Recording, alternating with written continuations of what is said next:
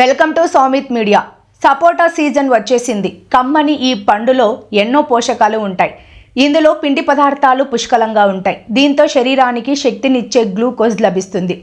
ఇందులోని vitamin A కంటికి చాలా మంచిది. సపోటాలో ఆరోగ్యానికి మేలు చేసే నియాసిస్, కాపర్, ఐరన్ లాంటి మూలకాలు ఉంటాయి.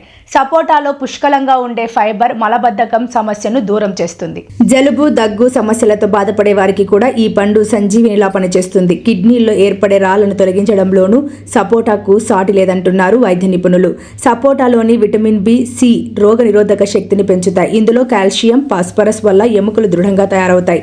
గర్భిణీలకు, పాలిచ్చే తల్లులకు కూడా సపోటా మంచి ఆహారం. రోజు సపోటా జ్యూస్ తాగే వారికి జుట్టు ఒత్తుగా పెరగడంతో పాటు జుట్టు రాలడం, చుండ్రు సమస్యలు కూడా తగ్గుతాయి. ఉబకాయం సమస్యలతో బాధపడే వారికి ఈ ఫలం దివ్యౌషధంగా పనిచేస్తుంది.